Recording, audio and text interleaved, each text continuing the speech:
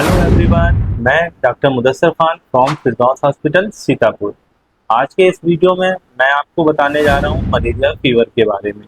Malaria fever क्या होता है, मलेरिया फीवर किस मॉस्किटो के बाइट से होता है, मलेरिया फीवर की स्पेसीज कौन कौन सी होती हैं, मलेरिया फीवर के लक्षण कौन कौन से होते हैं, मलेरिया फीवर की पुष्टि कौन कौन से टेस्ट के द्वारा करी जाती है, और मलेरिया फीवर से कौन कौन सी कॉम्प्लिकेशन हो जाती हैं, और मलेरिया फीवर से किस तरह बचाव किया जाए।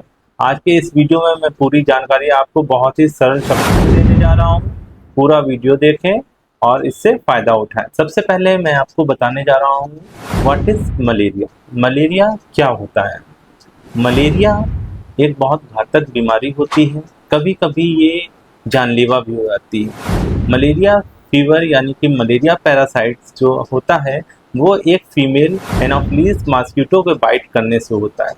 जब ये फीमेल एनाफिलीज मॉस्किटो किसी हेल्दी आदमी के बाइट करता है तो उस मॉस्किटो से प्लाज्मोडियम नाम का एक बैक्टीरिया निकलता है और वो बैक्टीरिया हमारे ह्यूमन बॉडी में जाके आरबीसी को इफेक्ट करता है और वो बैक्टीरिया आरबीसी से होकर लीवर में ट्रांसफ़र होता है तो लीवर को प्रभावित करता है, जिससे हमारा शरीर अपनी इम्यूनिटी खो देता है और जिससे हमारे शरीर में बहुत कमज़ोरी महसूस होने लगती है और सुस्ती रहने लगती है।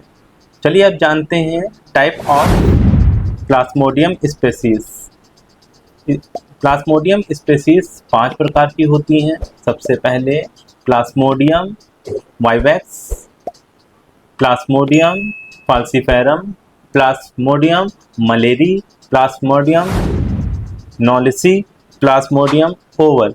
मलेरिया के लक्षण, सिम्टम्स ऑफ मलेरिया। मलेरिया का जो पेशेंट होता है वो सबसे पहले शिकायत बताता है कि ठंडी महसूस हो रही है, जिससे उसको ठंडी लगती है और बहुत हाई टेम्परेचर फीवर आता है।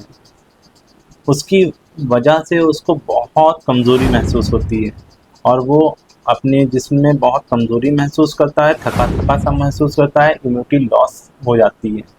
तो ये सबसे शुरुआती लक्षण है। उसको वोमिटिंग फील होती है, हेडेक बहुत होता है, खाने की कोई इच्छा नहीं होती है। ये सब मलेरिया की शुरुआती लक्षण हैं। कभी कभी लापरवाही से ये बहुत घातक हो जाते हैं, तो इसका ख्याल बहुत ज़रूरी रखना चाहिए। और मलेरिया की सबसे पहले जांच करानी चाहिए, क्योंकि कभी कभी ये वायरल फीवर की वजह से अवॉइड कर जाते हैं लोग, तो ये अवॉइड नहीं करना चाहिए। इसकी पुष्टि बहुत जल्दी कर लेनी चाहिए कि मेरे फीवर आ रहा है तो वो किस प्रकार का है, मलेरिया है या वायरल फीवर है। चलिए बात करते हैं डायग्नोस ऑफ मलेरिया। मलेरिया की पुष्टि कैसे करते हैं? मलेरिया की पुष्टि ब्लड सैंपल के द्वारा यानी कि माइक्रोस्कोपिक भी कर सकते हैं, सीरोलॉजी भी कर सकते हैं और रैपिड कार्ड के थ्रू भी करी जा सकती है। सबसे अच्छा रैपिड कार्ड के थ्रू इसके अंदर डिटेक्ट करते हैं। सीरोलॉजी में उसके सारे इम्यून सिस्टम के बारे में जानते हैं, उसके इफेक्टिव पार्ट्स के बारे में जानते हैं। तो ये टेस्ट बहुत ही जल्दी करा लेने चाहिए कि जिससे पता चल जाए हमारी बॉडी कितनी इन्फेक्टेड है। चलिए अब बात करते हैं कॉम्प्लिकेशन ऑफ मलेरिया।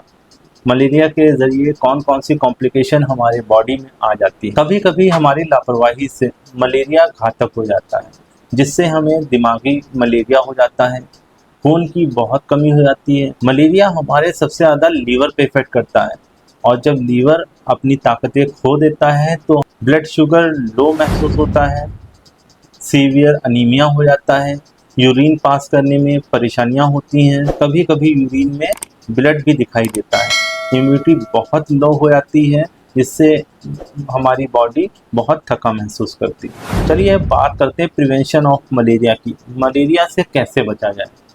मलेरिया से हम लोग खुद बच सकते हैं अपने घर में साफ सफाई रखकर। सोते वक्त हम लोगों को मच्छरदानी का इस्तेमाल करना चाहिए। घर में कचरा जमा नहीं करना चाहिए। घर में कचरा अगर जमा करते हैं तो उसको रोज़ की रोज़ बाहर फेंक देना चाहिए। आस पड़ोस में गंदा पानी इकट्ठा ना होने देना चाहिए। अगर ये मेरा वीडियो आप लोगों को अच्छा लगा हो तो इसको ज़रूर लाइक करिए, शेयर करिए और मेरे चैनल को सब्सक्राइब करिए। मेरे नेक्स्ट वीडियो को देखने के लिए बेल आइकन ज़रूर दबाएं। Thank you.